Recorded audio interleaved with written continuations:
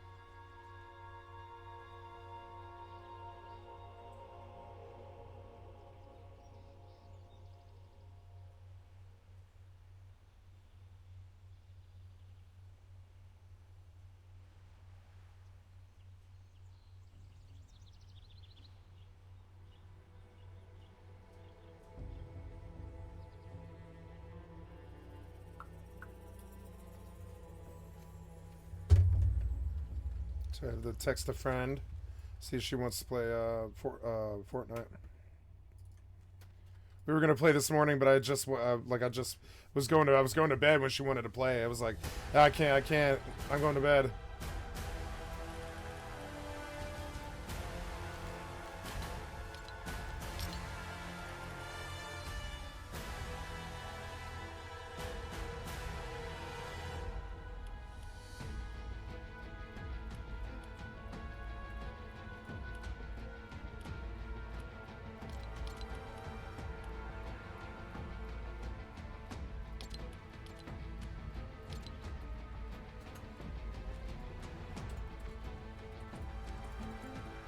Greetings, adventurer. I'm a commendation officer acting on behalf of Thunder Bluff. It is my duty to assist adventurers who have received Horde Commendation signets. I accept signets in different quantities, but the most beneficial exchange for you is to hand in a set of 10 at once. I will enter your deeds into our records when you hand in your signets. As a result, you'll earn recognition from Thunderbluff for your duty and service.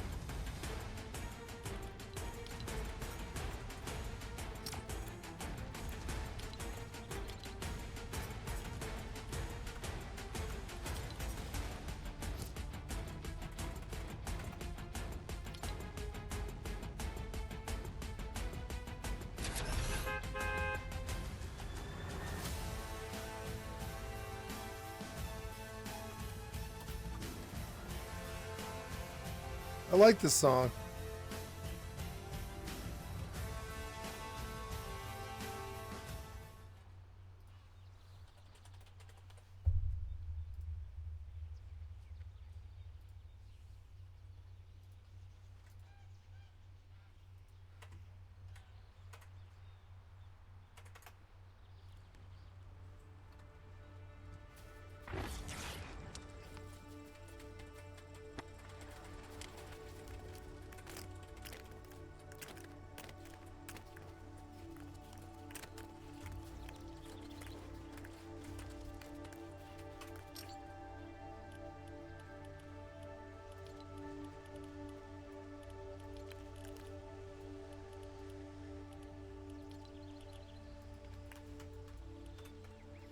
That's not right.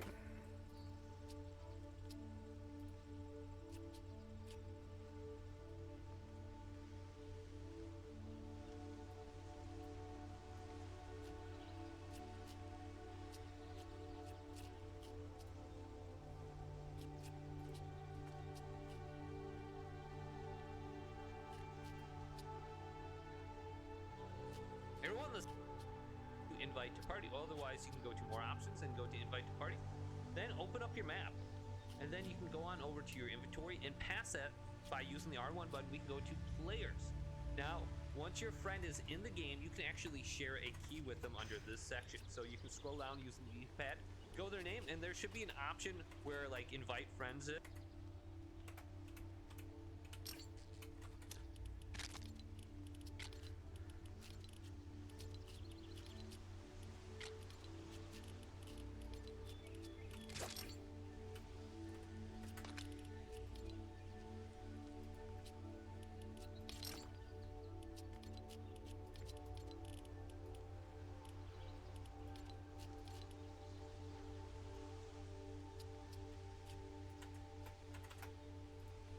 Or open profile where you can share a key with them. So if you share a key with them, you can go ahead and create a world to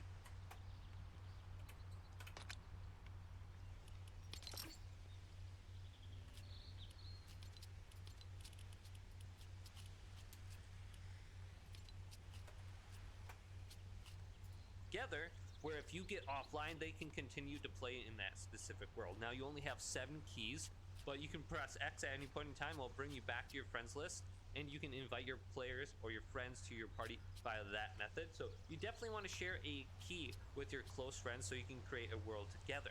But hopefully this video did indeed help you out. Did leave it a big thumbs up, and subscribe to my channel down below for more tech videos coming up next on Your 6 Gaming.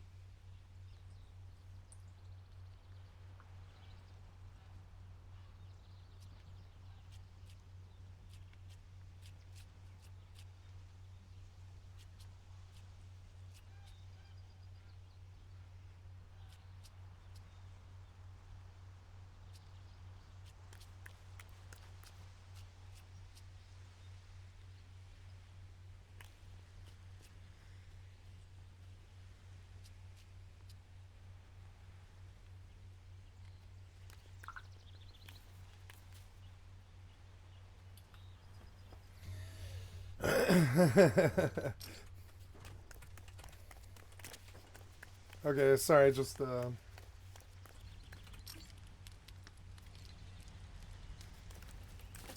In contrast, Lena Haba heads up a 4-lawyer shop in suburban New Jersey, specializing in family law and small-scale business disputes. Though she previously served as the general counsel. You undid my keybinds again. Why do you do this stupid fucking shit?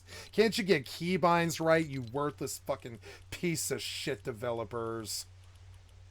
You can't. Look, you can't. You can't get it right. You can't. You're not running. You're not running.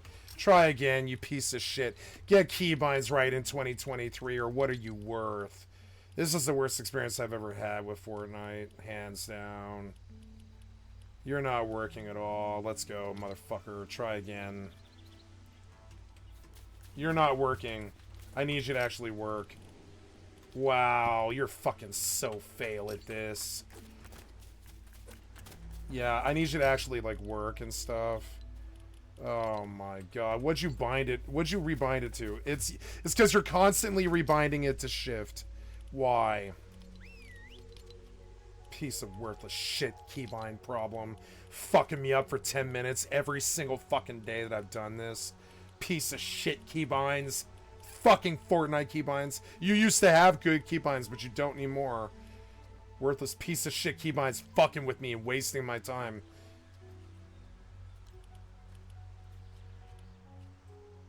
Try again? I don't know. Try again, motherfucker. Try again, motherfucker. No.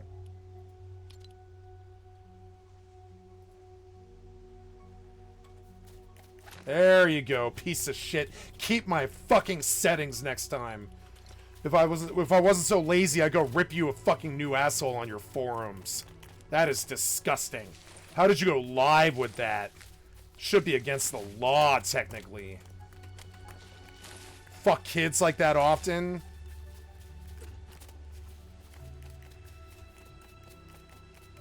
Just saying.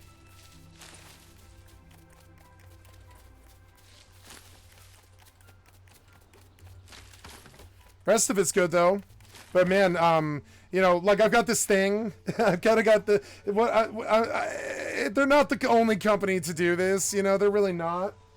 I have this thing that I say when I do my startup for my stream every day. I say, turn on the games, see what clueless shithead dev fuck-ups in the keybinds and control menus are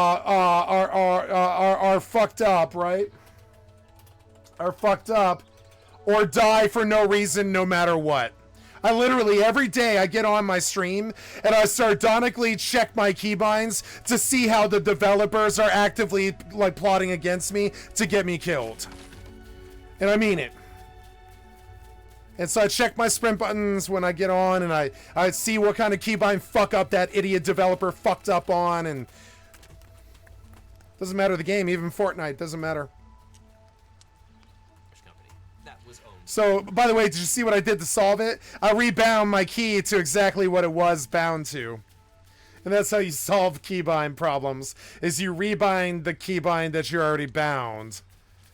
Which is like, get your fucking spaghetti code under control. You never used to have problems like that. So the question is, just why saying. Would Trump choose The cracks are beginning to show for Epic. You can tell the cracks are beginning to show. If you can't even get keybinds right on your new modes, ooh, what happened to you? That is not who you were like 4 years ago. What happened to you?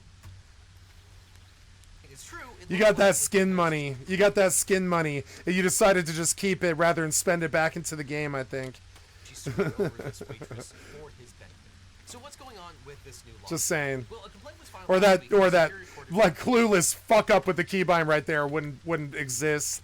It does exist because you're not too good at this. That's pretty sad. Can't get a sprint keybind right, Epic. Oh, ouch. Not a good look. I'm a clown on you, and I'm a publish it. Jersey describing Hava's role in a 3-year employment dispute at the Trump National Golf Club, Bedminster. Now, as always, this is what to a do civil now? So this is a one-sided document that tells the story of the plaintiff as the plaintiff wants it to be told. That being said, this complaint contains a lot of verbatim quotes, which makes it appear like they have the receipts in this particular case. But at the same time, Hava has not responded to this complaint yet. We'll I see remember what now. happens there. Now, it started in May of 2021 when a 21-year-old woman named Alice Bianco Planks and got a granite. job as a server at the New Jersey club where the former president spends much of the spring and summer. Bianco claims that, quote, soon after she began work, Pavel Melikar, the food and beverage manager, began to sexually harass her. Melikar forced Bianco to wear short skirts and came up with excuses to summon her to his office to forcibly kiss her and promise to protect her, asking what she was going to do for him. Bianco says that Melikar had control over plaintiff's workplace and made it clear to her that he could make her life easy or hard. Soon, he was coercing Bianco to, quote, engage in sex as a quid pro quo for continued employment and protection, allegedly claiming that, quote, he could do what he wanted because he runs the place. As proof, he showed Bianco videos of Donald Trump praising him, indicating his closeness to Donald Trump so that she knew he was powerful. In July, Bianco says that she refused to put up with Melikar's advances anymore, telling him, quote, I don't want you, I never wanted you to get away from me. After this, she says Melikar retaliated by, quote, giving her unfair job assignments and allowing his henchmen to abuse her and steal her tips. Now, if true, this would be a textbook example of sexual harassment under federal and state discrimination. The New Jersey Attorney General's Division of Civil Rights defines quid pro quo harassment as, quote, when a benefit like a promotion is conditioned on sexual favors, or when an adverse action like being fired is threatened if you refuse a sexual advance. It also notes that, quote, the New Jersey law against discrimination prohibits an employer from retaliating against you for objecting to sexual harassment, filing a sexual harassment complaint, or for exercising or attempting to exercise any rights under the law.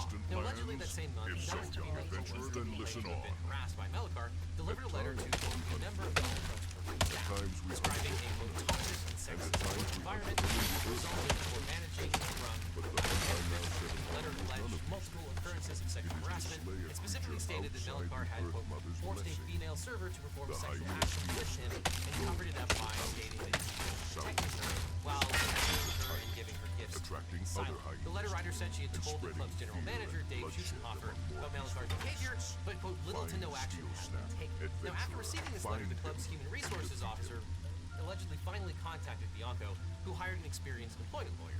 But on July 28th, as Bianco was working breakfast shift, she was approached by club member Alina Haba, who said that, quote, she had heard about what was going on and wanted to help her.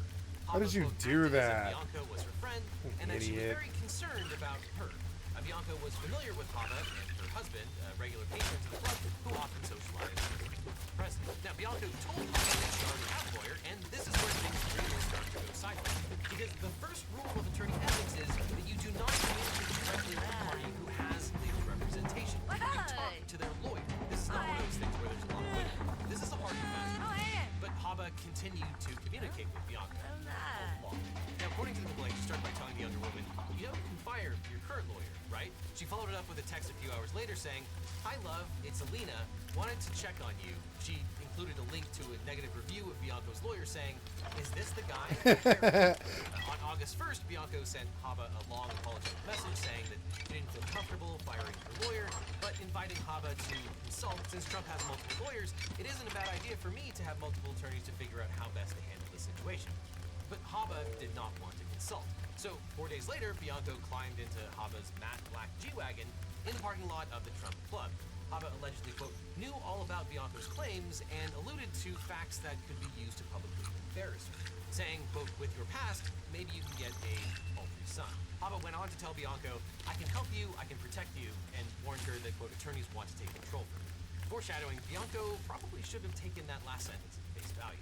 Now, according to the complaint, Hava advised Bianco to, quote, ignore her lawyer's text, emails, calls, and it worked. The next day, Bianco texted to say, quote, I did exactly what you said, nothing, LMFAO, and the lawyer texted me this morning and fired me, question mark, LMFAOO.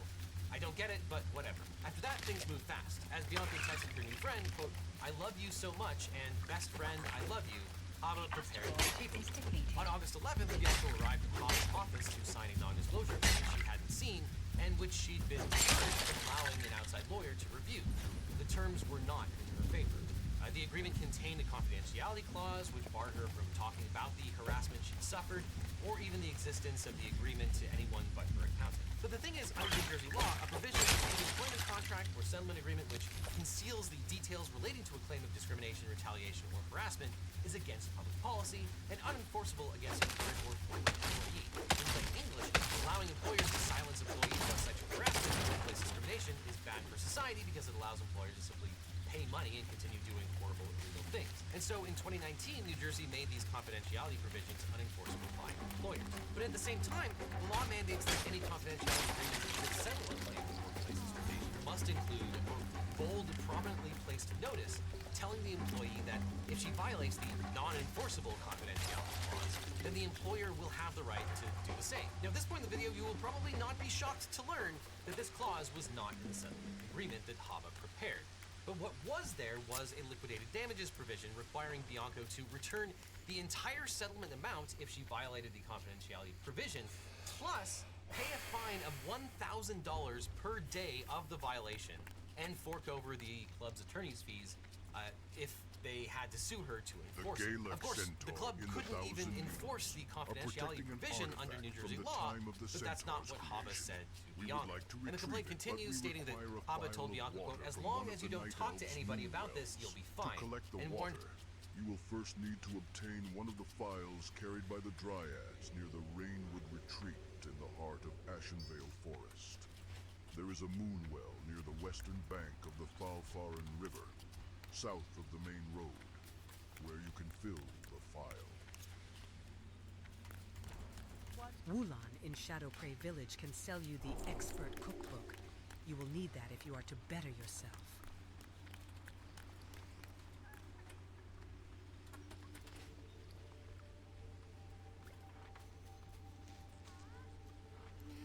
That's 45 silver and fucking wands right there.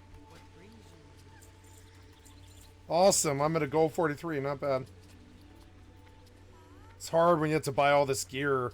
I look broke, but I'm not. I have all this nice gear. Yeah. Like for this level anyway. Yeah, I need a like an auction house, but it's been so long since I've been here that... Oh, it's a fishing trainer, huh? Your skill exceeds mine. Nice. I've heard that old man I think I need more shiny baubles. I do. That is sure to help you increase your skill. The music is exquisite.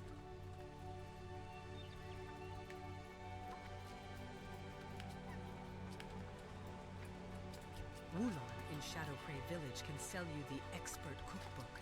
You will need that if you are to better yourself.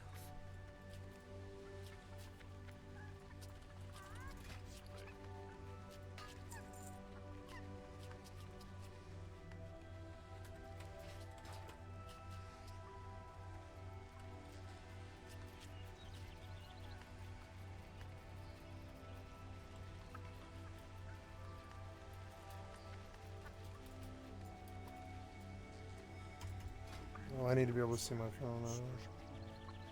Yep. How's my battery? Oh, it's good. Oops. Cradle. So,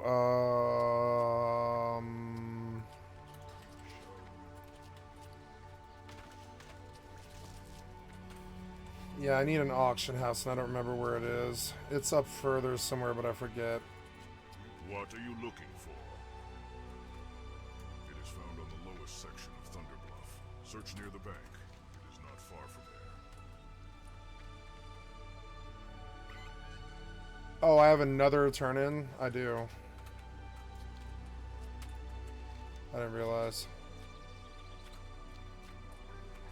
Let's get this stuff on the market first. I'll go out there east.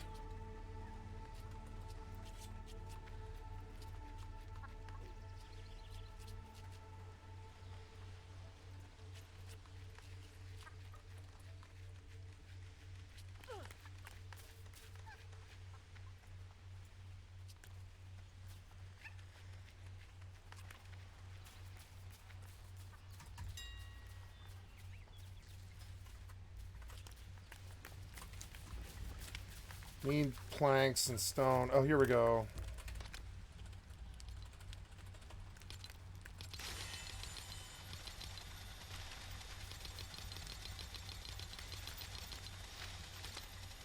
I gotta take the picks that I have.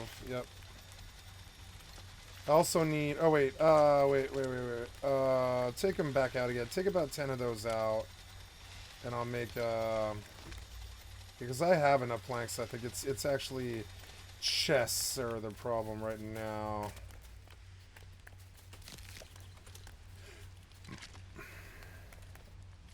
Oh, it takes planks. Never mind. I do want to burn all my wood. Okay.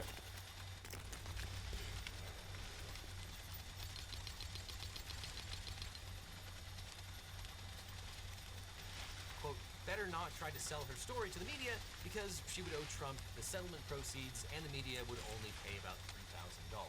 Now, Alina Hobb is probably going to need a good lawyer for these claims. 5 silver, 20 My silver. firm, the Eagle team, can help. If you've suffered from sexual harassment, 2 been in a silver. car crash or suffered from cancer, we can represent you or help find you the right attorney who can. It's so important to talk to a lawyer right away to get the best representation to figure out what your options are. So just click on the link in the description for a free consultation with my team right away. Because you don't just need a legal team, you need the Eagle team. The link is down below. So by now you're probably wondering what Bianco got for firing her original lawyer and going with what Alina Haba was advising her to do. Well, in exchange for her silence about the sexual abuse, Bianco was given what is only described in the document as a, quote, paltry sum. Legal columnist Liz Dye points out at lawandchaospod.com that one of Haba's texts suggests that the amount was $15,000. And that would indeed be a paltry sum. Basically, it's missing at least one, if not 2 zeros on it, for a 21-year-old who was basically raped by her manager to avoid being fired. And to add insult to injury, Bianco says that Haba deceived her about who would pay the taxes on the settlement fund. She says that Haba told her that the money would be tax-free and that the club would pay for the therapy she was getting to deal with the trauma from her abuse. In fact, the agreement explicitly states that Bianco was responsible for paying her own taxes, but since Haba never provided Bianco a copy of the agreement, that came as a surprise when the young woman went to file her taxes and saw that she was on the hook the next year. But by then, Haba was formally representing Trump in multiple civil cases and had all but ghosted her young friend. After the draconian settlement agreement was signed, when Bianco texted to ask about the tax issue, Haba repeatedly fobbed her off on the club, saying, quote, "I really can't give you legal advice." Or as Bianco put it in her complaint, quote, "What Miss Haba really meant by saying, 'I can't technically give you legal advice,' was that she was now done with plaintiff." Oh, I got a Haba new buff. didn't need to I text did. heart We're in a emojis Black anymore. Fathom. She had Nice. accomplished her goal of protecting Donald Trump and of silencing Miss Bianco. And yeah, that raises a very interesting and legally important question. Who was Haba representing in this deal? In her complaint, Bianco alleges that, quote, Haba held herself up as a neutral party, mediating between two good friends, but that, quote, she was secretly working to advance the interests of the club and Donald Trump. Note that this is not an allegation that Haba was actually formally working for Trump, just that she was interested in protecting him and not simply looking out for the younger woman in a tough spot. And it's very clear that Haba was trying to protect her own interests in the settlement contract. A section entitled, quote, "Waiver of Right to Independent Counsel" says that, quote, "neither party was represented by counsel and that this agreement was prepared by a neutral attorney who, quote, is acting for the sole purpose of drafting the agreement of the parties, and that the neutral attorney is released from any and all responsibility or liability in connection with the drafting of the agreement." The document also claims that both parties were, quote, advised to obtain independent legal counsel and that they had both read and understood the contents and legal effect of the agreement, both of which are boilerplate provisions in every contract. But Bianca claims that she never had the opportunity to review the terms of the agreement before signing it, and that Haba encouraged her to fire her lawyer and not seek legal advice, saying, quote, "I'm trying to help you, you're going to make it more difficult." And as a lawyer, I can tell you that this looks really terrible. Telling someone not through the barrens. I am old, and my strength fails. I could not long dwell in that dreaming place and know little more of the tainted druids. But Nara is young, and her spirit is fierce. She remained in the dream when I fled. Speak with Nara. She is in the tent over yonder. Yes, it is true. I know of the druids in the Wailing Caverns. I have seen their twisted, scaled faces. I know their crimes, and I know their plans. You must stop them, adventurer. The druids in the Wailing Caverns, the druids of the Fang, are an aberration. They were part of an order of noble druids whose plan was to heal the barons, but now seek to remake that land to match their own twisted dreams. The druids of the Fang have 4 leaders, and each possesses a dream gem. Even now, their faces haunt me. Defeat the leaders and bring me their gems, and the barons may again know peace. Go, adventurer. You will find them lurking deep within the Wailing Caverns.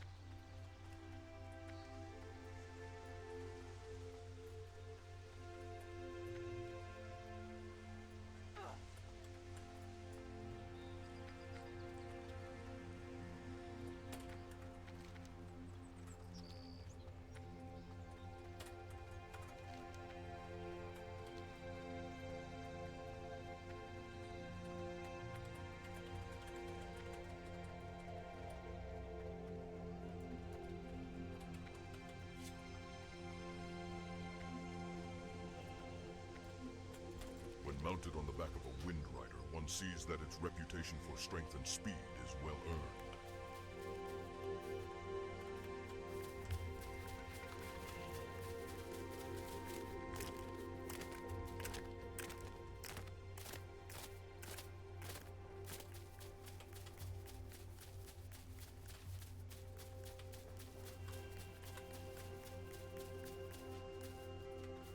What?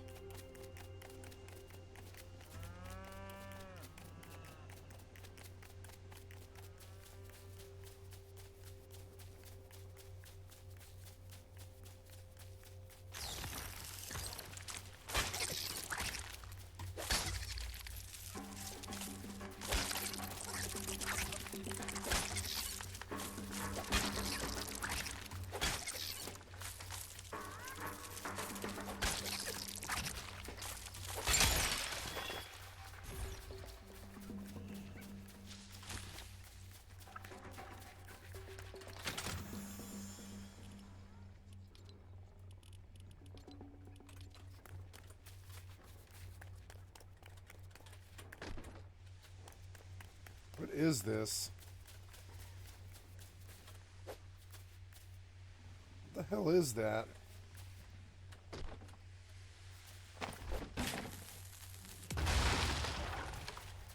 Damn it. I didn't know. I didn't know. I don't know. Oh well, now I know.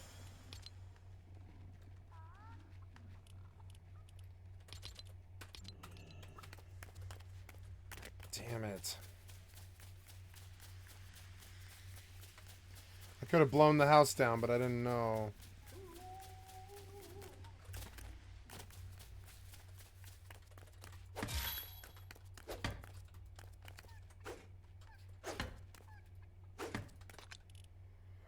My sword is broken now. It's sad. Oh wait, what's this? Okay. Is it a bomb? Oh wow.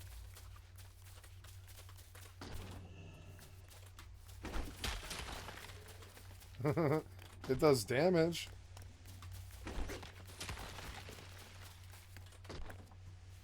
Hmm.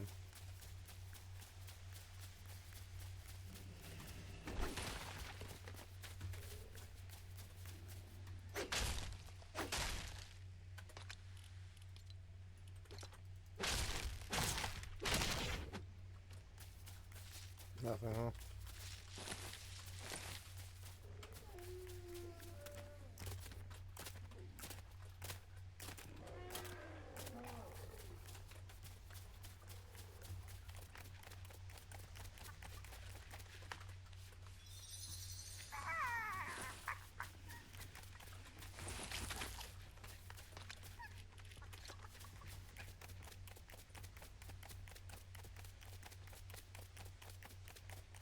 What's that rainbow?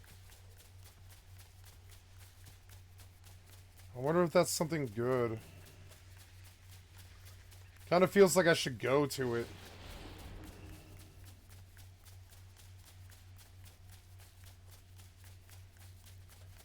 I'm gonna go to it, but I need to make chests and swords and all types of stupid shit.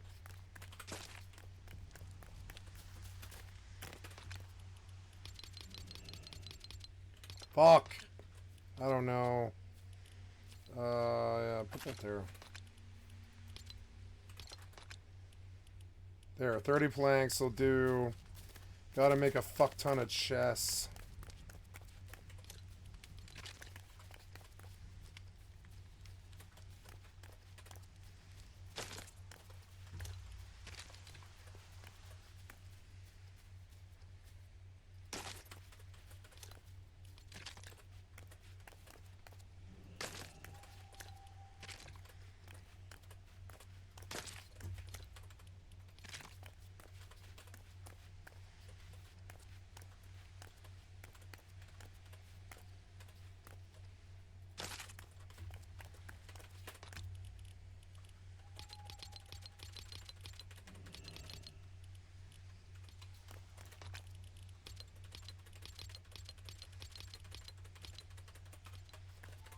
I wish the storage was more.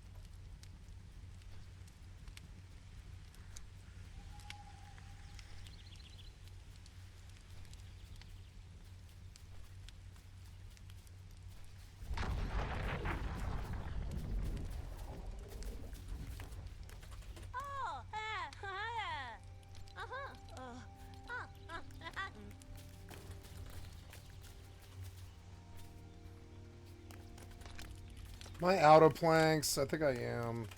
Which is annoying. I guess I need planks and granite. Planks and granite. Planks. Raspberries.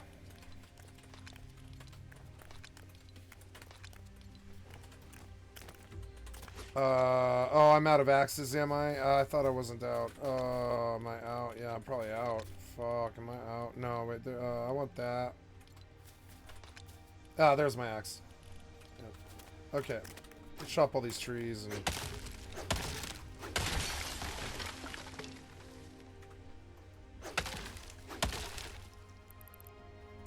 Attorney read over document when you are an attorney purporting to be a neutral third party. I mean, some of these things just don't make sense. This case was filed in the Superior Court of the New Jersey Chancery Division for Middlesex County. Chancery courts are courts of equity, not law. In New Jersey, this means that you go there when you want a judge to order someone to do something, not when you're seeking money damages or a jury trial. And right now, Bianco wants 4 things from the court. With respect to the agreement, she wants the court to declare the settlement agreement void because it was induced by fraud, and she's asking the court to enjoin the Veterans Club from enforcing it. So, in the short term, she wants to be able to speak publicly about what happened and know that she won't get sued for it. In reality, New Jersey law would bar any lawsuit to enforce the confidentiality provisions. But Bianco's complaint makes liberal use of the words Trump and fraud, while describing the settlement as basically insulting. And if her allegations and the $15,000 number are correct, then she's probably right. Before she can do anything about that, though, Bianco needs the Chancery Court to declare the entire contract void, at which point she'll be free to... well, that's an interesting question. Bianco's attorney is Nancy Erica Smith, an employment litigation super lawyer. Shit. In 2016, Smith won a $20 million settlement in public apology for Gretchen Carlson, who sued Fox News and Roger Ailes for sexual harassment. Smith has not said what Bianco plans to do if and when the Chancery Court voids the settlement agreement. But if the agreement drafted by Haba goes away, then Bianco would presumably be free to file the lawsuit Haba successfully headed off 3 years ago.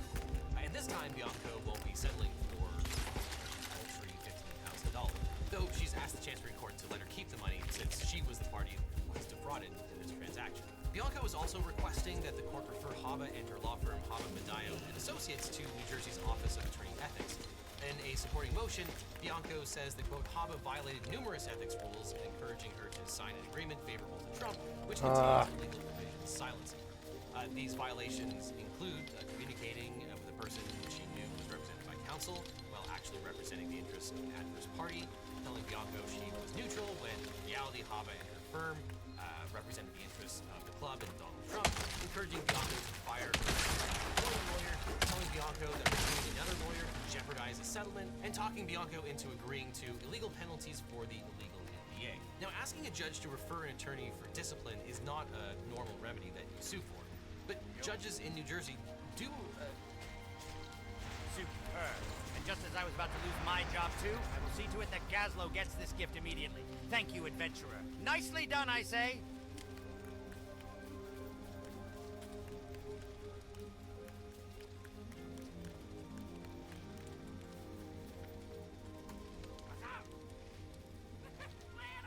Great. You got them. Now I just need to ground them down and mix them with some wine. Okay, so the raptor horns didn't work so well. That's all right. No one got rich on their first try. And besides, I think I found something that'll work even better in my smart drinks. There is a substance called whaling essence, and I think it is the cause of the strange plant samples. I'll try it in my dreams. I've heard the essence gathers in ectoplasmic creatures in the whaling caverns to the west. Hunt those creatures and gather the essence. Blue leaf tubers are a delicacy around the world, but they're rare, very rare. The only place to find them is here in the Barrens, deep in the earth, in Razorfen Crown. And even then, they're impossible to find unless you know just where to look. That's why I've trained these snuffle-nosed gophers to find them for me. They have great noses and can smell a tuber from 50 paces away. It won't be easy, but if you get me some tubers, I'll pay you handsomely. Damn it. Oh.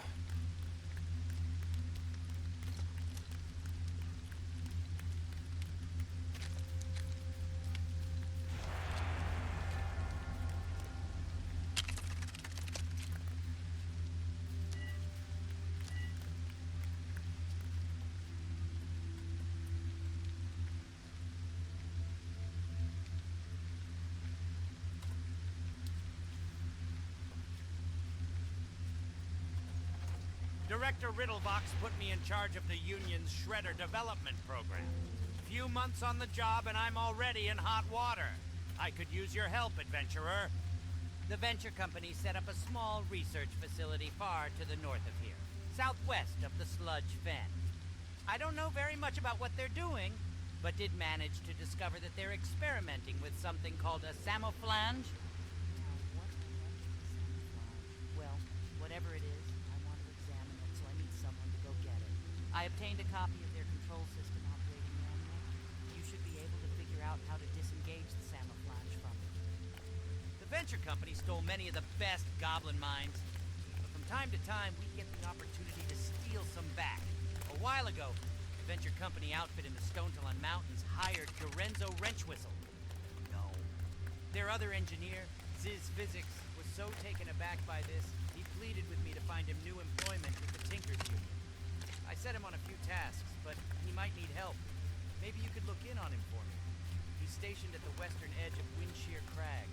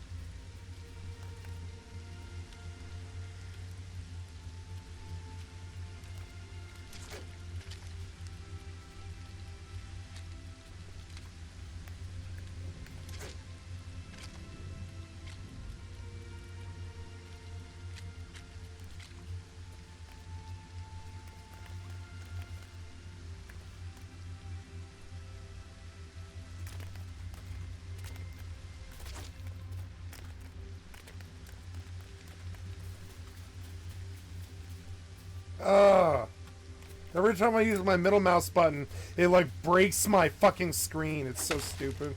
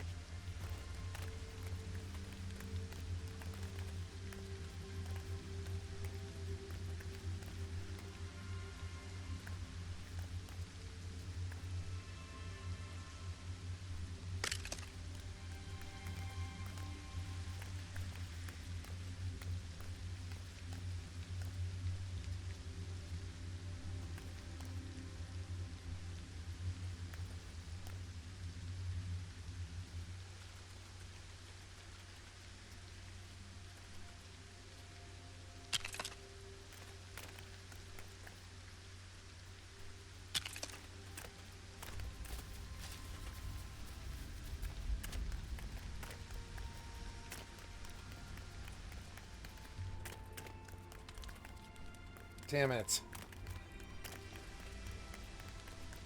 I'm out of wood. Yeah, I'm out of wood. I have to go chop more wood.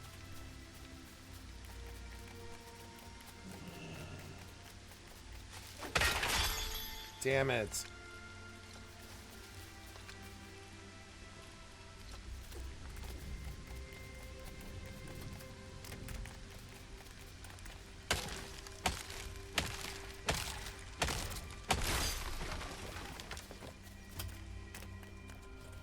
I'm learning to keep the first one blank so I can just fist things, because it's way more efficient than the fucking tools most of the time. Just throw her fists, you know? I like this game. It's fun. I enjoy it.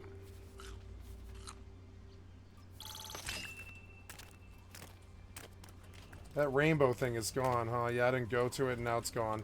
Oh, well, I mean, I really was not, like, you know...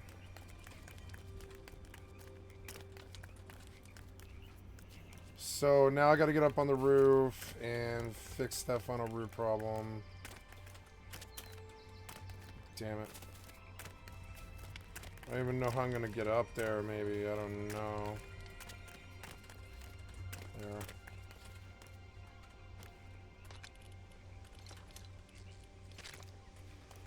Yep, and then we'll just cover right about here, and then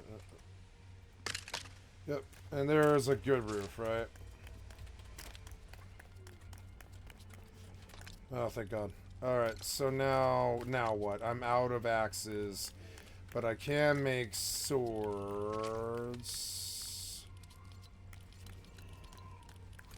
No, I need yeah, a forest axe, which is 5 wood and 2 granite, damn it. I gotta go punch a tree in a rock. Ah! Every time I use my middle mouse. So annoying and dumb fucking windows. Piston trees. There's a rock.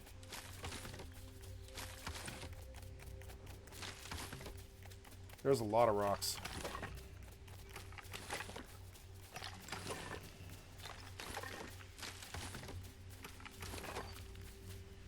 This is so fun. This is more fun than Minecraft, in my opinion. Is depleted.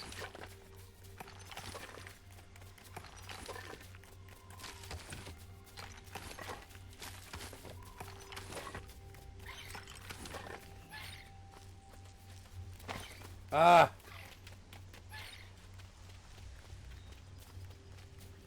I don't want to fight him. Ah! Go, go.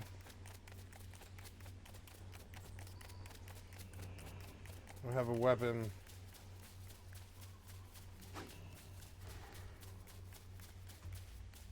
I'm learning not to run it out and like let it and stop it like. Oh, I don't have to hold it down. I didn't know. Okay, good to know.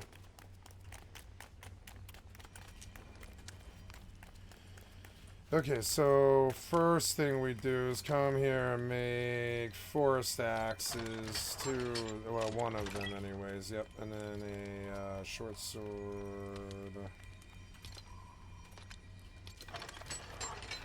Fuck, I made a shovel and I didn't mean to.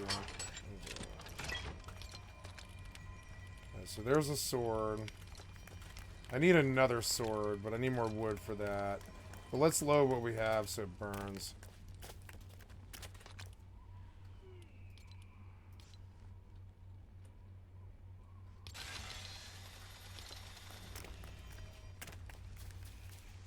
God damn it.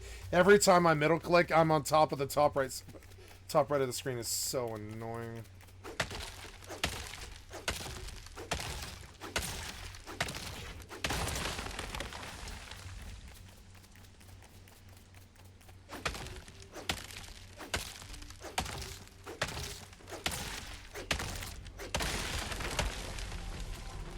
So how's this work? No. Yeah. Off the bar. You.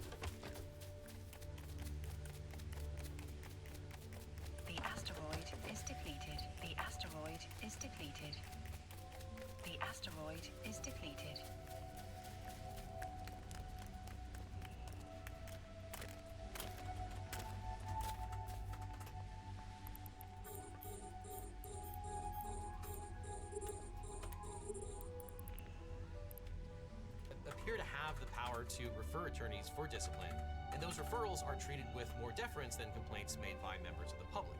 And that goes doubly if the court referral comes backed by a judicial finding that the attorney violated the rules or the law. So depending on what the court decides here, Haba could be in for a rough ride.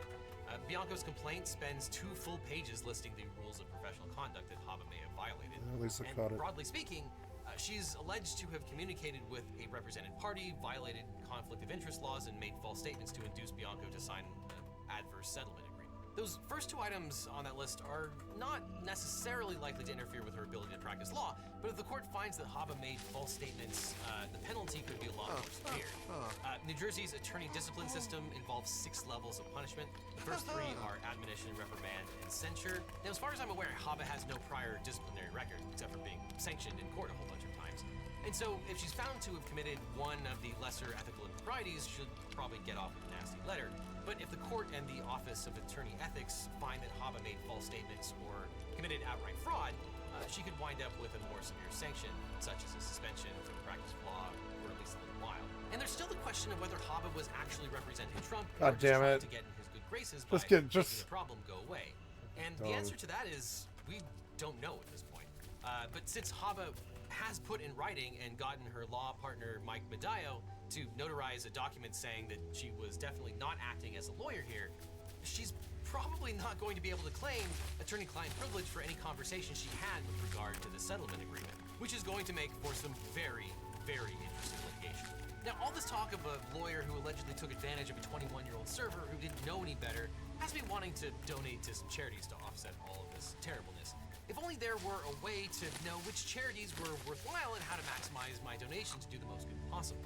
Well, there is. Today's legitimate sponsor, GiveWell, does just that. Now, there are over 1.5 million nonprofit organizations in the United States and millions more around the world. So how do you know which ones can make the biggest impact with my donation? Well, GiveWell was founded to help donors with that exact question. They pour over independent studies and charity data to help donors direct their funds to evidence-backed organizations that are saving and improving lives. I personally used GiveWell for years. I love supporting GiveWell because I want to make sure that my donations and charitable giving have the most impact possible. And the last thing I want to do is give to questionable charities that skim huge amounts off the top for administration, i.e. fancy parties, or spend their donations on dubious actions. And GiveWell has now spent over 15 years researching charitable organizations and only directs funding to a few of the highest impact opportunities they've found. Over 100,000 donors have used GiveWell to donate over $1 billion to me. They've ensured their donations made maximum impact to save tens of thousands of lives and improve the lives of millions more. And here's the best part. GiveWell is completely free. GiveWell helps allocate your tax-deductible donation to the charity you choose without taking a cut. They publish all their research and recommendations on their site for free, no sign-up required. And when you donate through GiveWell, your donations are still tax-deductible in the U.S. They will match your donations. Oh, shit. Yes, this part Fuck is with that. GiveWell is matching donations from first-time donors dollar for dollar up to $100. All you have to do is click on the link that's on screen right now or go to givewell.org. He ate the meat. He wanted the meat. Checkout. Make sure That's they funny. know you heard about GiveWell from Legal Eagle to get your donation matched. Again, to have a The animals $500 fight match each other. and make sure your donation and charitable giving has the maximum impact possible, just click on the link below and use the code Legal Eagle. After that, click on this box for more Legal Eagle, or I'll see you in court.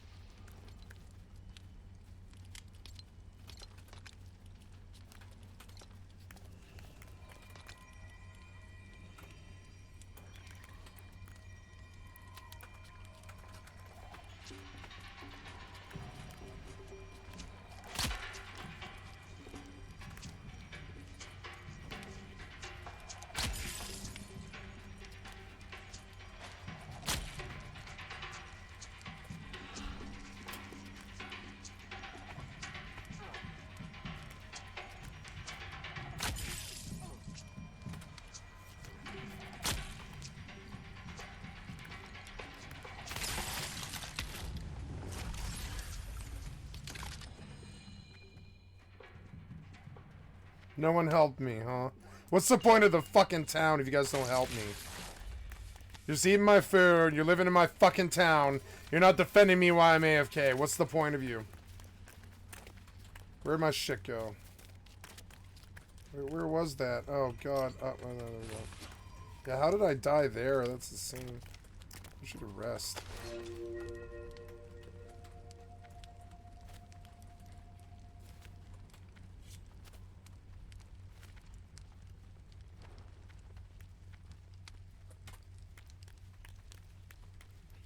I'm running faster than this guy because I have a buff and he doesn't.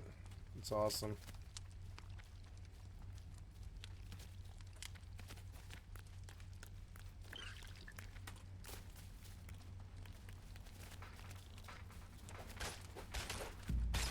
Wait, am I dying again? Oh god, no.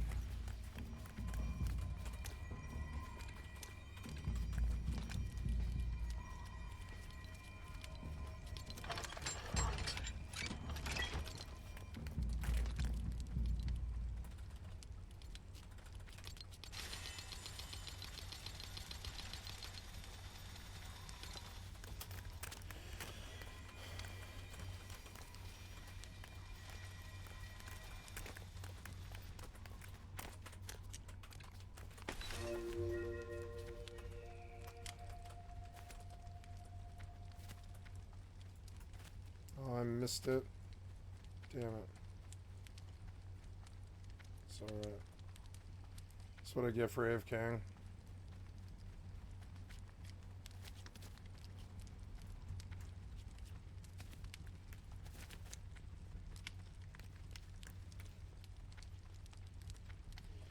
There it goes. Bye. Of course, there's no danger in everything catching flames and exploding like a huge helium bomb. This baby will get you to Undercity faster and safer than any boat, and the view is truly breathtaking.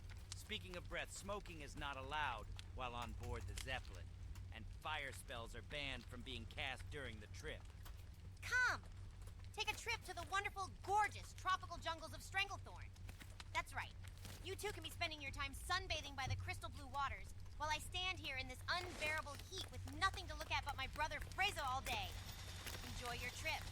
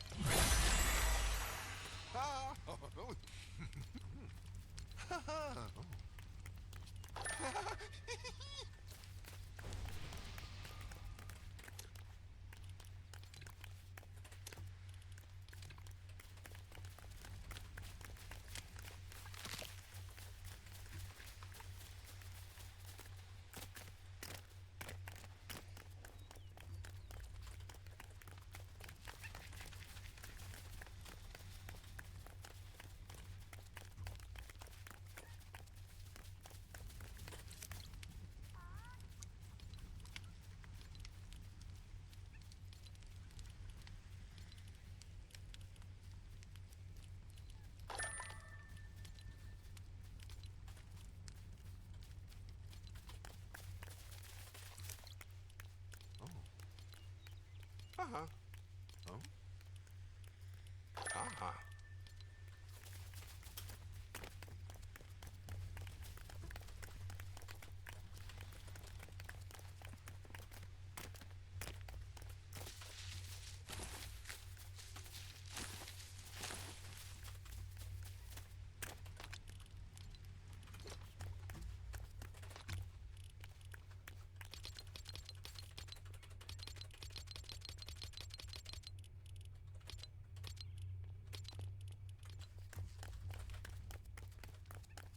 I'm gonna make like a box of swords.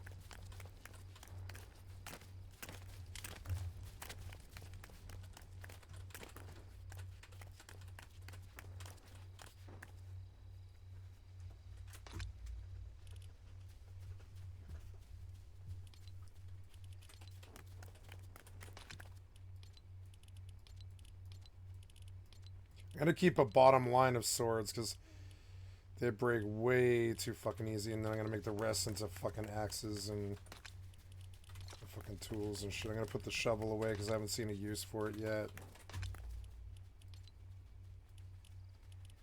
And we'll make like a fuck ton of axes and pickaxes. Wood. Oh, it's just wood, shovel, wood and rod and plank. Yeah, wood and granite. Oh, these are planks. Oops.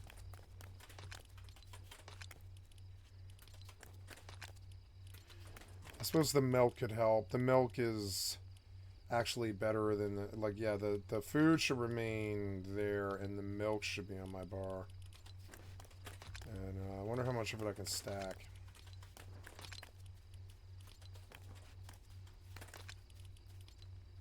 Milk 4, not bad. Should go molest more cows maybe. It's as if I have a pasture. I used to have cows. Wonder where they went. I haven't killed them or anything. Yeah.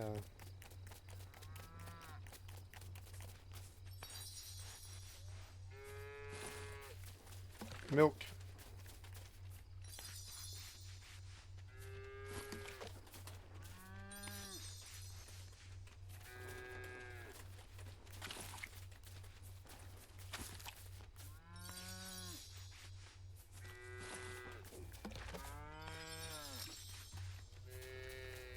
Seven milks. Nice.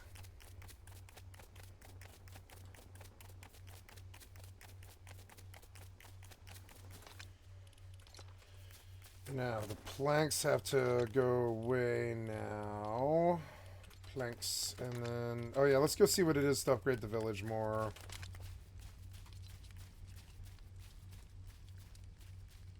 Not root. Plank and granite. I have to go explore a cave? Okay.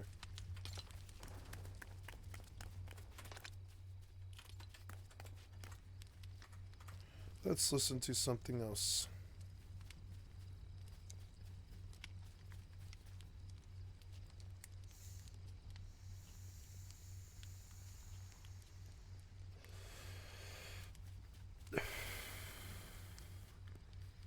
Here is PBS with Frontline PBS.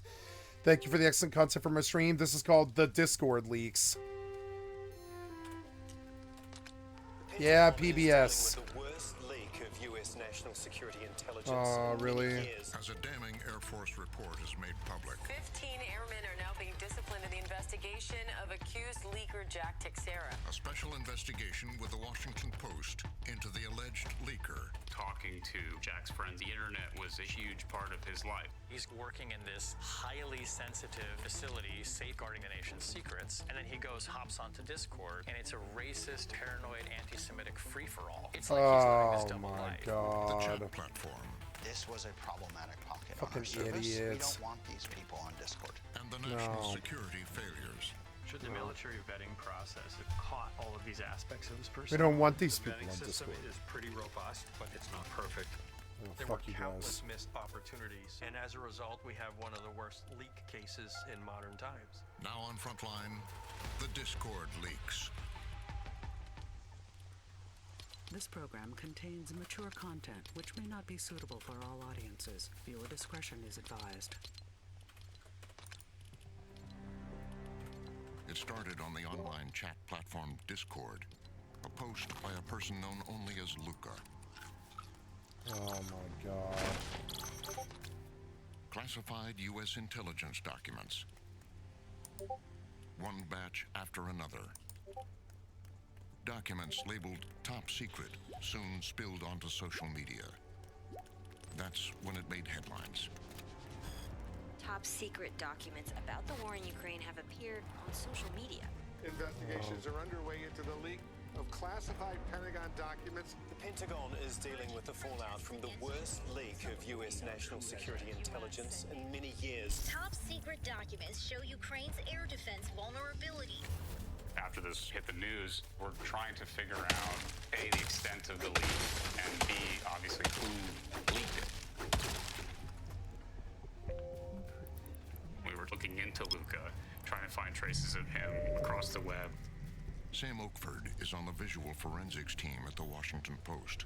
I thought I I ducked got up. in touch with someone else in this Discord server, and we had a video call. Drive active. I know exactly how I got them, but I can't, in the good conscience of my heart, just sell my friend out like that. He was clear that Luca was not the originator of these leaked documents. This could be useful, I guess. He showed me what he said were additional documents that hadn't been in the tranche that Luca was tied to. Shane Harris is a national security reporter at the Post. Sam sends me a picture that this source has taken of a document and shared with Sam. Oh, wow. Okay. It's the Chinese spy balloon that had, some months earlier, drifted over North America. And this appears to be a picture taken from above the spy balloon. Docking permission Which requested. means it could only come from a government surveillance platform. I thought, how does a teenager have access to highly classified documents? A few hours later, the source called back. This is a recording from a call I had that night. Docking request accepted.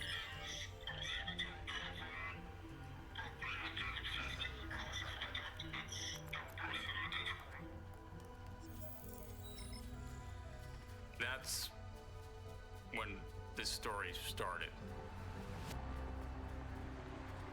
The reporters arranged to meet the source in person. We're sitting on this park bench, and this kid arrives. And before we've even had a chance to start introducing ourselves to each other, he says, "So I have this information and I want to give it to you." He pops open the laptop, and it's pretty clear within a minute or two that this kid has an astonishing range of classified documents. The leak was far bigger than anyone had understood. More than 300 pages that included some of the most highly classified information in the U.S. government. From secret Pentagon assessments of the war in Ukraine, to revelations about Iran's nuclear program, to scenarios about a possible Chinese invasion of Taiwan. And that's when he starts to tell us the story of a group of friends who he made online during the pandemic in a Discord server that they called Thug Shaker Central. And he described one individual who, over the course of many months, had shared hundreds and hundreds of classified documents. As the reporters were returning home with the documents, the FBI was closing in on a suspect. Jack Teixeira. Jack Douglas Teixeira. Jack Teixeira. The man suspected of leaking highly classified military documents has been found. That's him in the red shorts there. The 21-year-old Massachusetts Air National Guard member was taken into custody earlier today. This 21-year-old Air National Guardman is alleged to have disclosed hundreds of top-secret government documents online to his gaming buddies. Why did he do it? How did he do it? What drove him? Who is he?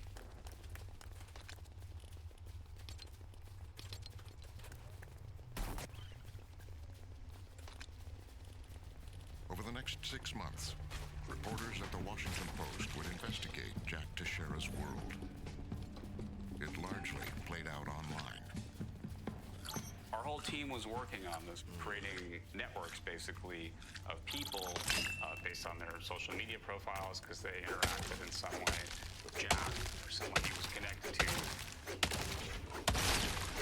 Chris Dagenpour specializes in tracking down sources online. He worked as an information security engineer at a gaming platform before becoming an investigative reporter at the Post. The first thing I try to do is to find a Steam. Steam is an online gaming network that is very popular with users on Discord, and if we could find his friend list, we could start to kind of build out a network of other users that he was interacting Gonna go pee, I'll be right Here's a back. list of people Oh, wait, no. that both Jack and Mr. Luca were friends with. Out of the many friend requests that I sent out, only a handful actually responded. One of those happened to be the user that is named Crow. After about a half hour of going back and forth, they revealed that they had dated. For me, that definitely set alarm bells off.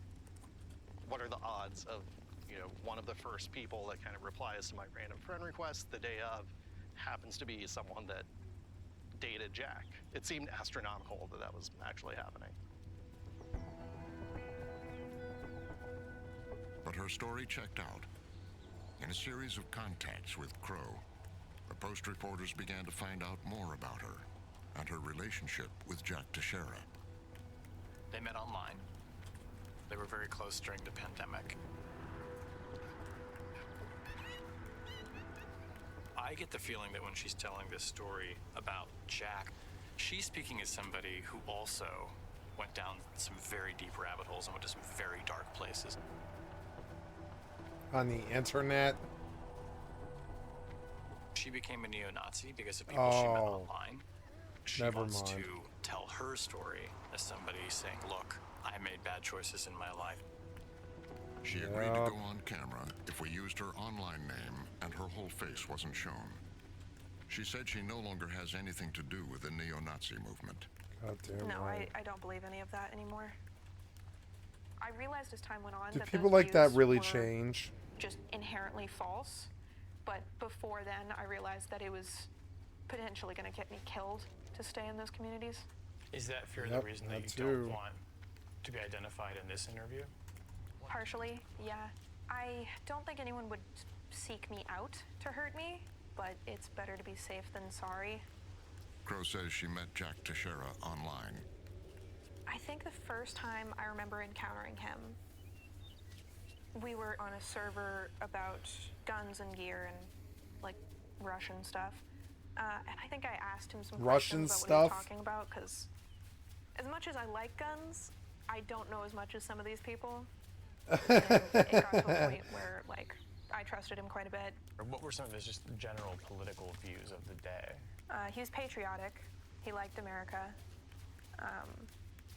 I guess best way I could possibly describe him would be kind of like a libertarian. He had strong opinions about everything.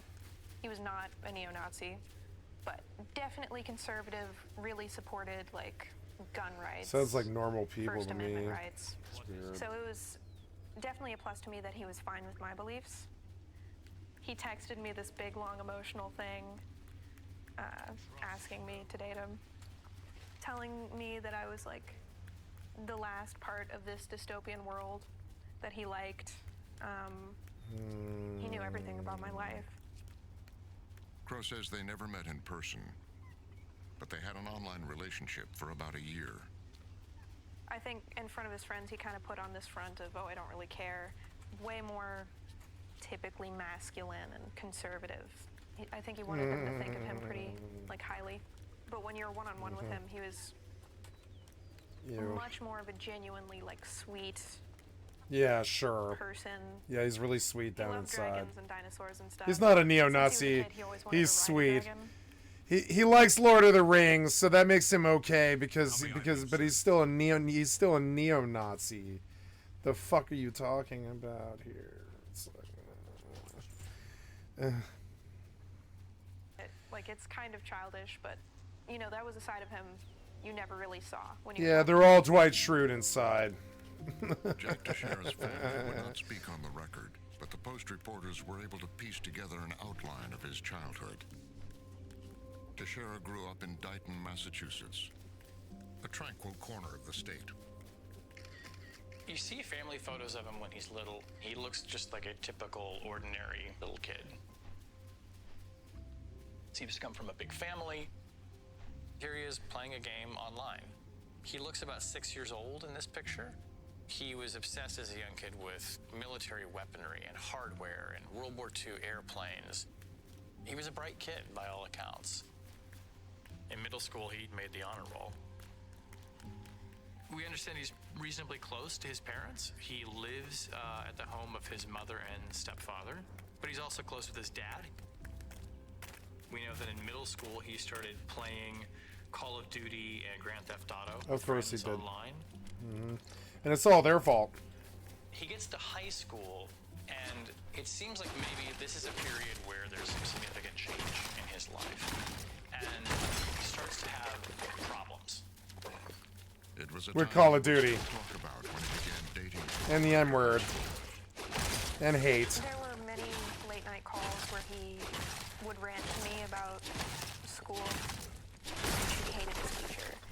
he hated some people and he hated the principal, and how he wishes he could have shot up the school. Wow. How he should have done it. Oh, good. He's a school shooter guy. Nice. Yeah, that's normal. I don't remember ever even threatening ever anything like that. Never even remotely thinking anything like Two that. students who say that Jack tells But them he does, there's a Molotov so cocktail he's in his normal. backpack. He's fine. And what would they do if he threw one down A the hallway? Molotov in your The backpack? kids are alarmed. They go to officials and A Molotov would never be in your backpack, you know? It would never just be in your backpack. You could have a like a wine bottle full of gasoline in there and a rag and like a lighter. But a Molotov isn't in your bag, you know? Otherwise, that's gonna dump all over the fucking place, you know? So, he's got a Molotov in his bag. Department investigates this. Of course they The do. Washington Post obtained the report of the subsequent police investigation.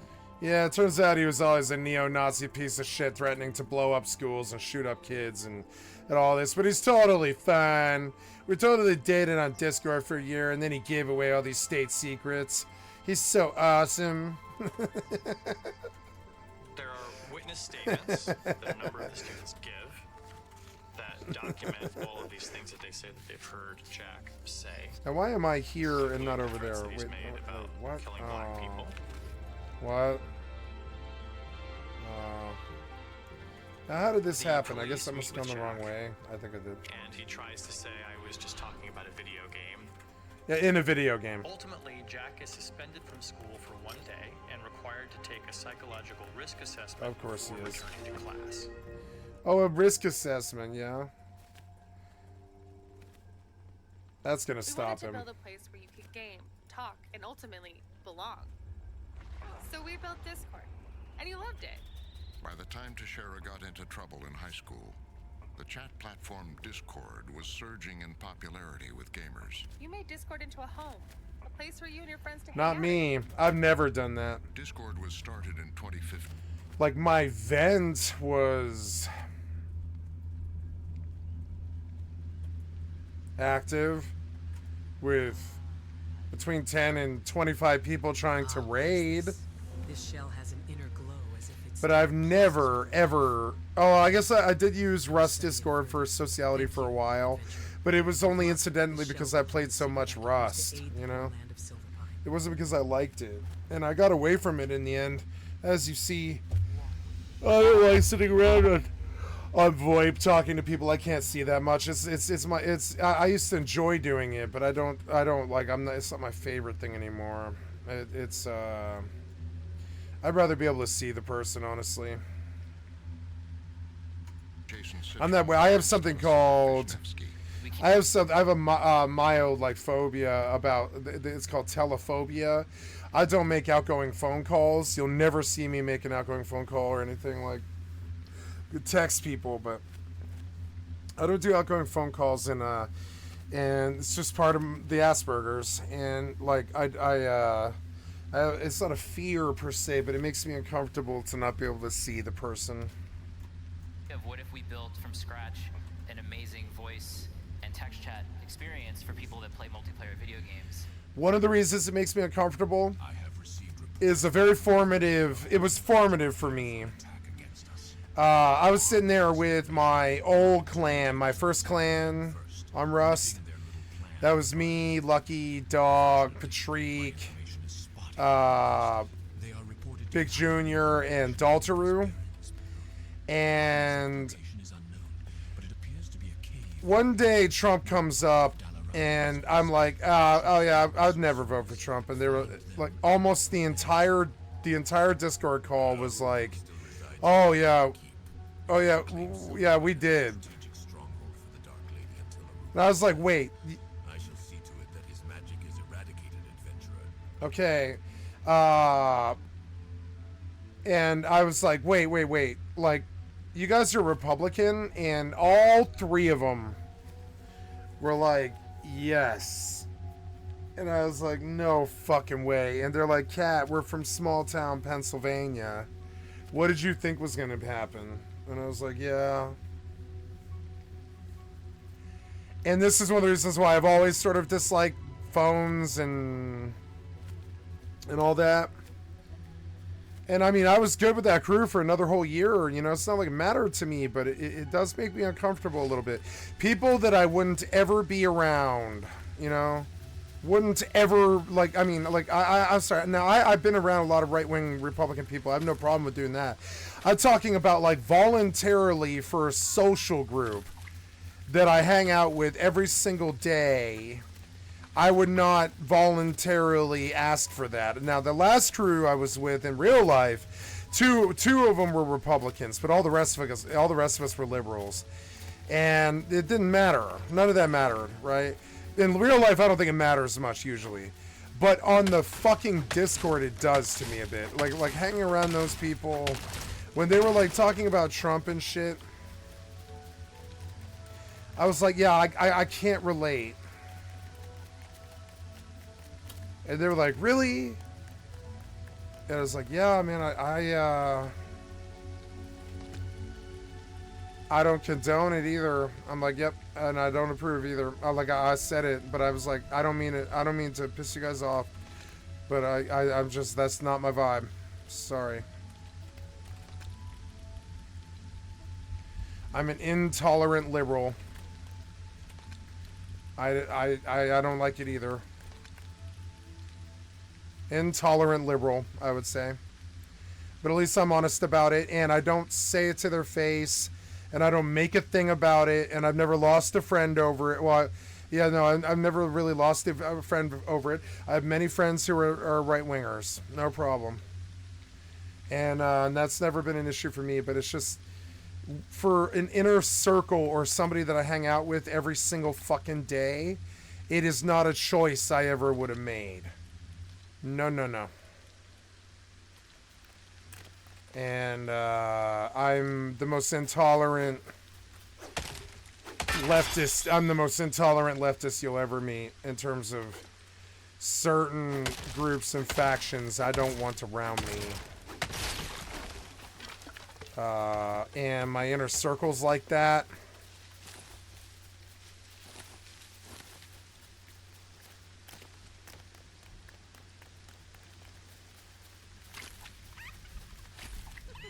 It's snobbery. It's the old hipster douchebaggery, you know? And it's a tendency I dislike. But, I mean, I am intolerant of bigoted right-wing people. Like, pretty bad. I've seen a lot. And I just... Like, I remember my friend Six was living in the park. She was essentially a crackhead except meth. And I saw one time some white police treat her so horribly. I've seen some things, yeah, and I don't,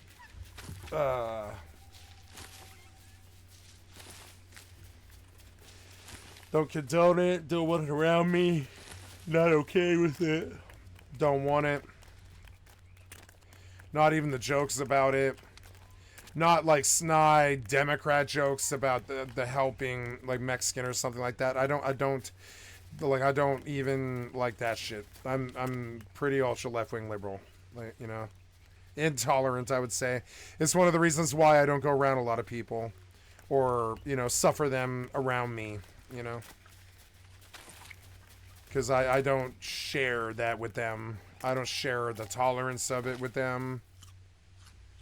I'd say I'm probably more intolerant of them than they are of me. It's kind of crazy, but it's true. And I dislike that about me. Oh, biases. If I go around like somebody in my circle or my family, we're liable to have a discussion about what Republican senators are fucking up the country at the moment. And why, or what abortion's being stopped where, or who's doing what and who, and who's destroying the country here. Did you know that fucking Ron DeSantis or whatever the fuck is basically, or whatever his name was, yeah, Ron DeSantis, I think it was, he was like a, you know, like fucking, it's just weird. It's tribal. But it's also a personal bias. It sucks. I have a personal bias now. I'm intolerant of them. I think what they brought to this country destroyed it. And they're welcome to live here. They're my fellow Americans. I love them or whatever. It's not that I'm there to give them permission or something. It's just that, like, I don't feel the same. We cannot claim Silverpine as a strategic stronghold for the Dark Lady until Arugel is slain. Stone Talon. I shall see to it that his magic is eradicated. Macrick's wife. But I leave it in your hands to see that Arugel meets the death he so deserves. Travel to And that's what we built. It's called Discord. It quickly evolved and became a place for users to create communities known as servers, with no advertising and little oversight, relying largely on users to moderate problematic content. It's going to happen at UVA in front of the Jefferson statue. We're going to march to the monument with the torches. Oh my god, are you fucking serious? Look at all these white people behaving badly. It came under fire when white supremacists began recruiting and organizing on its servers, most infamously for the Unite the Right rally in Charlottesville, Virginia. John Redgrave is Discord's head of trust and safety. Why did they look like the orcs from Lord of the Rings? The Unite the Right rally. I have more reason than most to hate orcs. That's what they look like to me when they assemble. It's like, god damn it, man. Y'all look like some Hessian motherfuckers. I think you're proud of it, and I'm not. I'm not proud of that. I'm not proud of your like lack of fucking judgment. Idiot. On Discord. Look, the Unite the Right rally was a really challenging moment for Discord. I was not part of the company at that time. But it was the impetus for Discord to build a trust and safety team. We have 150 million people using Discord every month, right? That's billions of interactions, right? So the scale of this challenge is immense. The company has defended itself in the wake of the intelligence leaks and the ongoing problems with extremism, saying they represent isolated bad actors on a platform designed for privacy and community. We have taken the stance that a lot of these spaces are like text messaging your friends and your loved ones, and it's inappropriate for us to violate people's privacy when we don't have the level of precision to do so when it comes to detection. To me, we're a city, right? Discord is a city. Right? We have all these people who are trying to find friends in their city, and they're going and playing sports, right? They might be gaming, they might be studying together. In any city, you are going to have problematic pockets. Sam Oakford tracked down one of Jack Teixeira's friends from Discord. He wanted to be identified by his online name, Pucky. Pucky is someone that I heard about very early on. It took us a long time, many, many months, to track him down and identify him by name and then get in touch and then convince him to meet with us. Pucky is now 19. This is the first time he's spoken on camera. Do not disturb. There we go. Let's start when you first encountered Discord as a platform. I think it was in 7th grade. I was still using Skype at that point, and a really good friend at the time were like, we should ditch Skype because everybody's on Discord. I formed a habit of being there a lot, texting, but also speaking. And then June 2020, that's when I joined Oxide.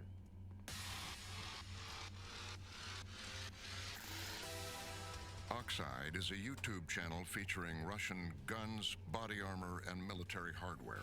Oh, come on.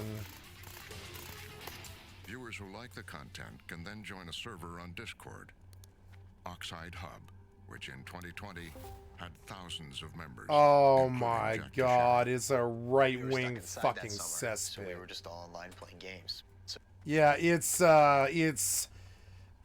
Mos Eisley.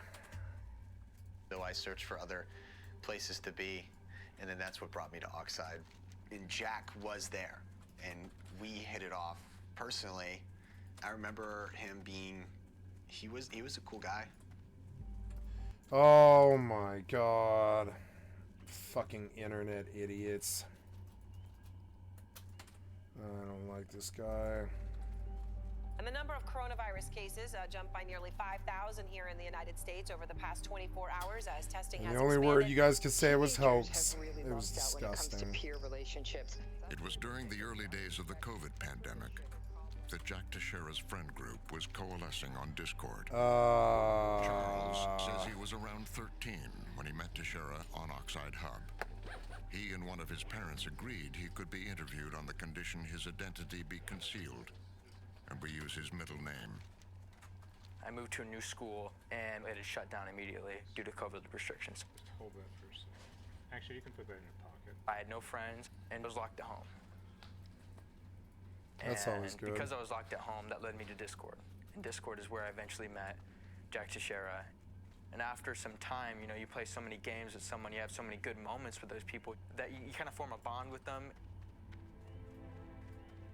We talked a lot in Oxide Hub, but it was a big group of people. So it wasn't like talking one-on-one, and you would like occasionally DM them privately. She's got Their herpes. online conversations had a darker side. We took joy in being offensive. It was something that made us tighter as friends. Like us against the world. We would talk about how much we hated a race, whether that be Jews or blacks, Hispanics, or Canadians. It could be anything. You'd be like, dude, screw those people. And people would be like, yeah. And whether it was serious or not, we didn't care. It was funny. And that during such a time where we were so far removed from society, because of COVID, it was so easy to fall into that. Because of hole COVID. just hating everything. No, no. A lot of older people. No, you're just pieces of shit who wallowed in your hate until it choked you and it caused you problems. Just admit it. You have these tendencies in like inherently, and yeah, blame COVID. Yeah, it was all because of COVID. Yeah. People don't understand how gross younger people's humor can be, and they don't I understand just how understand. disturbing younger I people's understand perceptions it. of what can be joked and not joked about. And I chose not to have that stuff around me. Public Discord servers. It's different. Oxide Hub had its own moderators responsible for policing content. At some point, Oxide's moderation team, they want to crack down on offensive content. Offensive for this being racially motivated images, memes. Because it was a public server, they didn't want anything too edgy. So they started cracking down on this content. And then Pucky, he made a smaller server and invited a bunch of people who used to be active in the voice chats. And then this is where you could say the core members became solidified with each other. 99% of my time was in there. What was the role that Jack played in the group? I mean, He was pretty well liked by everyone. He was someone that if you Not saw by me. them like join the VC and they were just sitting in there alone, it would fill up really quickly with other people just wanting to talk to him. He was an awesome guy to hang out around. Like anytime he entered the room, like mood change, like stuff's going down. This is gonna be fun. We're gonna have a good night. After the George Floyd protests dominated the news in the summer of 2020, the content on Pucky's server became even more racist and violent. Like in the calls, people would be in their military gear, yelling a lot about black people, about police. There was some of like, just keep burning stuff down, you know? There was one day where people joined the call and just started doing push-ups to prepare for like, the end times. Adjust Kippa. This is a screen recording of the group gaming together. Maybe I should go the country club route. Jack Teixeira used his online name, the Excalibur Effect. What? Unlucky. Fucking psycho. Oh, Mr. Zombie is shot. Gore was posted. you'd post videos of jihadi, beheadings and things like that. Yeah, or because you're cartel shitty. killings. Who the You're like, fuck "Dude, wants to look at this watch guy that getting his head stupid chopped shit, off." you idiot? It was cool. What do you think about No, this it now? isn't. No, it isn't. I'm definitely not proud of it at all. Yes, you are. It's embarrassing. You're lying. And it's No, it's not. quite frankly humiliating to speak about it now. You're I'm willing lying. to. You are lying. I Do can you see it think in your that the fucking community Jack face. was in on Discord nudged him closer to making this bad decision that he ultimately made? Yeah, I think so, yeah. I think it was just the whole, like, psychology of being in an online community like that. I mean, there's like a term, chronically online, where you lose touch of how interacting with people in real life is. Not me. And like I real wish. consequences and real I issues in wish. the world. I fucking wish. Those just go away. In the summer of 2020, Jack graduated. Must be nice. I worked in the service industry all my fucking life. I didn't sit middle class in front of a computer 20 years. Nope. Must be nice. It'll be nice now. It'll be nice for me now when I'm middle aged, but honestly, I would not. I see kids 15 to like 25 living lives like that, and I'm like, you shouldn't be doing that this young. You should be talking about where you're going. For, you know, are you going to Europe? I mean, like, what are you doing? You're young. Are you in a band? Are you, I mean, like, it's like, you're young. You should be living your life. You should not be sitting in a Discord talking about right-wing power shit and all that. That's like, use your life a bit better. I could see a dumb 40-year-old boomer doing shit like that, no problem. But a 15-year-old kid, you have your life ahead of you.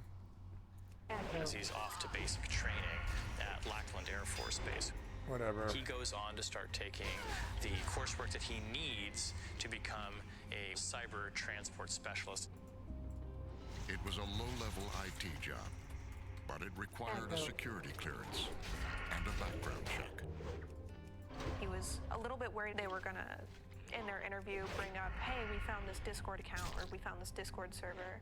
At that time, he did become less active in Discord, and he was very worried about keeping the things he was doing private and safe. What was he specifically worried that the background investigation might turn up with regards to Discord? There was a lot of, like, racist talk on that server. There was a lot of talk of killing ATF agents, killing different government officials, Fucking macro committing keeps acts of breaking. terrorism. Things that are probably not great for someone in the military to be saying. So I think that's probably what he was worried about.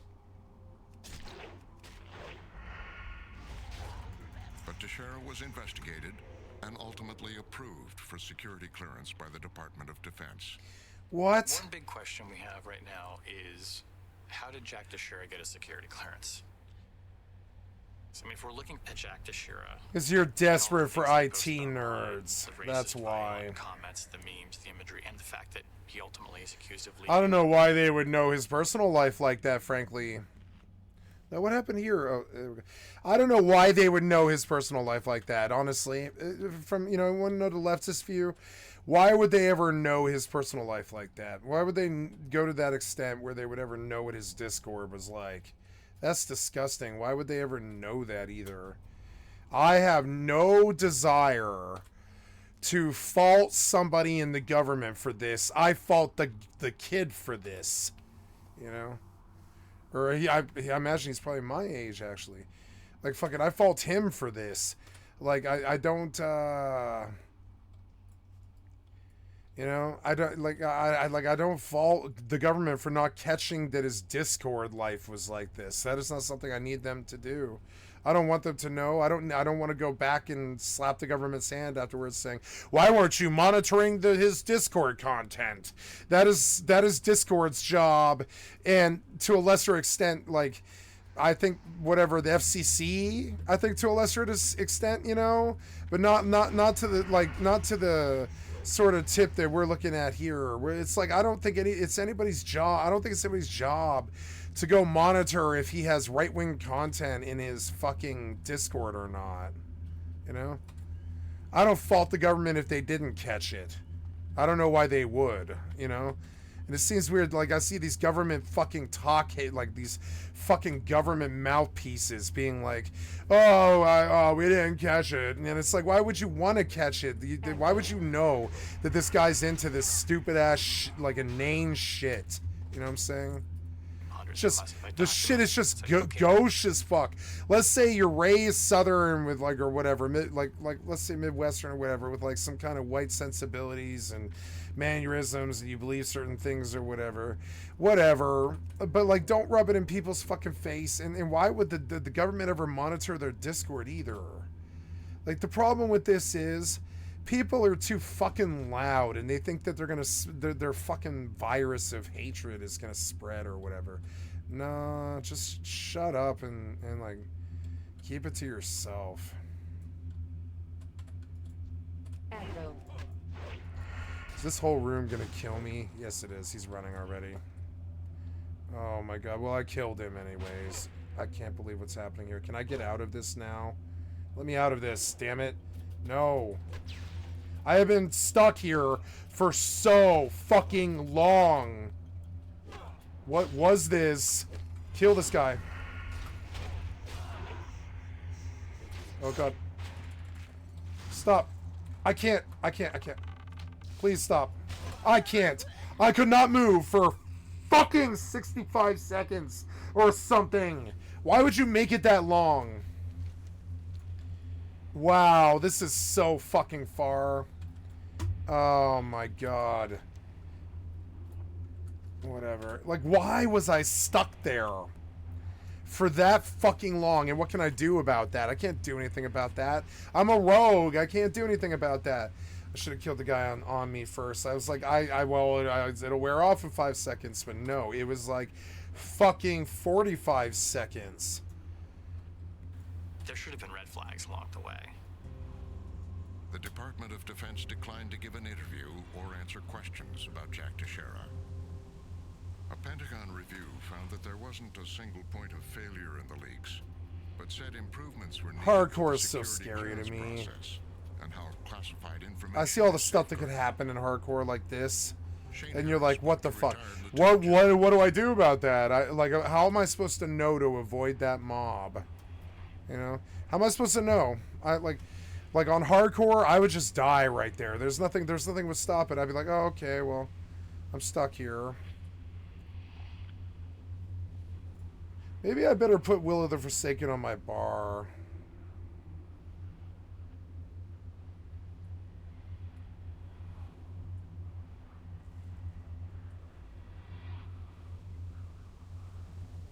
Where is Will of the Forsaken?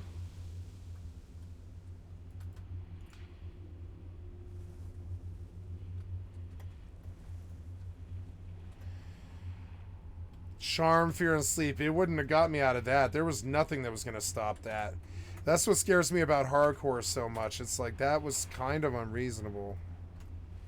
Whatever. Director of the Air National Guard. All the checks and balances of the system and the bureaucracy looked into Jack Teixeira's background, and he was vetted and approved for that type of clearance. Jack, we were told from friends, was very obsessed with violent videos, violent content. I haven't eaten today, and I must really, address it. You know, dark, violence-prone, racist, you know, gun lover, basically. Should the military vetting process have caught all of these aspects of his personality? Yes and no. The military vetting system is pretty robust, and it catches a lot of stuff.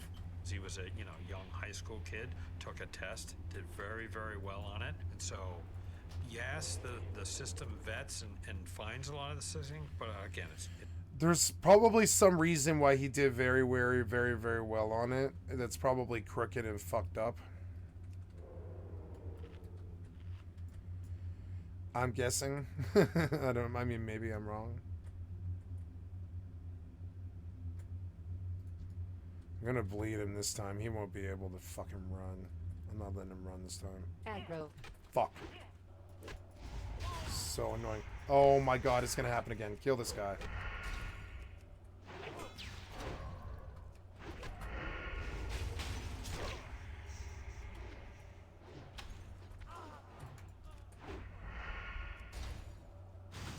Fucking chains of ice. Oh my god.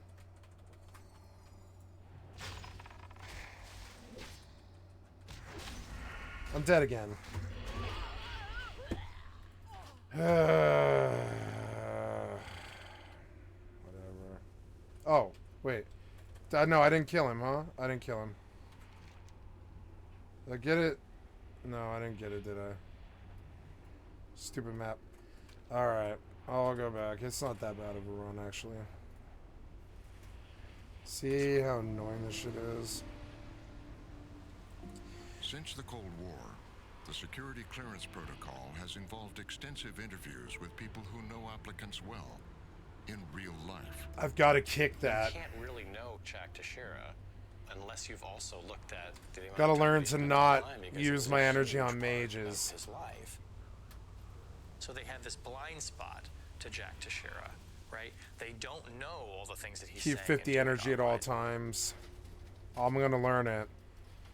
Better learn it here than in hardcore. Clearance, Teixeira would have had to fill out a detailed questionnaire, the SF-86.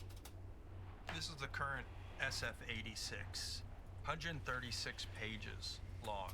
This is literally mine from 2019. Mark Zaid is a lawyer who has represented hundreds of people going through the security clearance process. Now, this form has changed over time. There is nothing in the form that asks for what are your usernames on different social media platforms. What social media platforms are you on?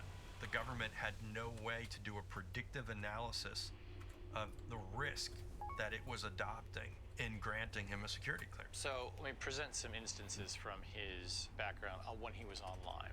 And you tell me, would these negatively affect his ability to get a clearance? Making racist jokes. It depends. So every answer I'm always going to give on a clearance case is always, it depends, because that's the way. But yes. Threatening, even if in a, what you might consider jokey way, to kill a federal law enforcement officer. Yes, absolutely of concern for a security clearance. Coming up with imagined scenarios for how you would kill a federal law enforcement officer. Absolutely a concern.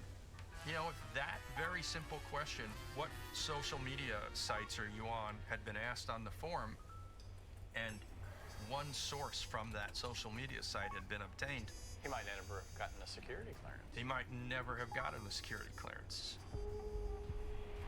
By October 2021, Jack Teixeira was working as an IT specialist with the 102nd Intelligence Wing at the Otis Air National Guard Base in Massachusetts. To the extent that you understand it, what is Jack Teixeira's job? For all practical purposes, he's a technician. He fixes and repairs systems. Maybe computer systems, hardware, software, file servers, data storage, all of those parts and pieces that sit behind, in front of, or next to an intelligence analyst that they use as their tools. They're in there working on the system. You can't help but see classified information. Correct. Absolutely. And so you would think that a technician doesn't need access to top secret information, but they're going to see, touch, and feel top secret information all the time. Teixeira was working in a skiff, a secure facility where personal electronics are banned. He would sometimes work unsupervised at night, maintaining air conditioning units and answering phones. I mean, it must have been intoxicating for him. If he's working in this highly sensitive facility, safeguarding the nation's secrets, and then he goes home and hops onto Discord, and it's a racist, paranoid, anti-Semitic free-for-all. It's like he's living this double life.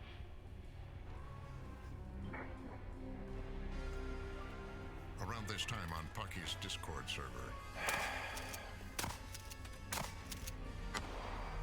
Teixeira was posting videos mimicking first-person shooters.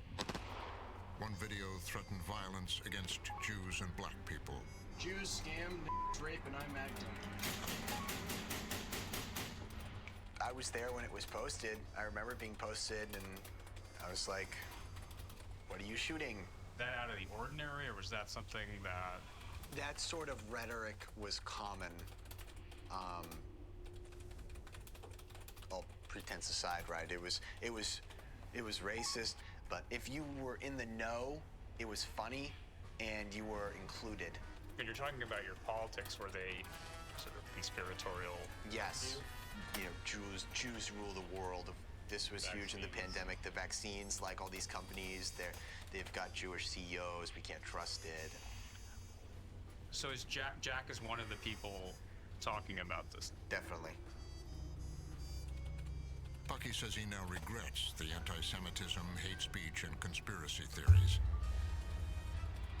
At the end of 2021, with COVID restrictions waning, he says he began spending less time on Discord. Control of the server was given over to Teixeira. The server name eventually changed to Thug Shaker Central, a racist and homophobic reference to gay pornography. I would hate to describe the server as like a cult of personality, but it became very centered around Jack's humor and his point of view. Jack Teixeira was older than most of the group, many of whom were young teenagers. The more extremist he got and the smaller his circle got, he felt it was his duty to be this, father figure, to be this man that would tell them what's going on and had all this information. By this time, Crow says they'd broken off their relationship and she had left the server. A really key element was the way that the server became smaller and smaller over time.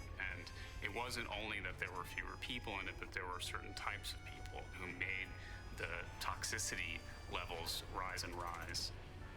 Him being the owner, he would have the final say in what happened. So people began leaving, getting banned. Jack would ban them.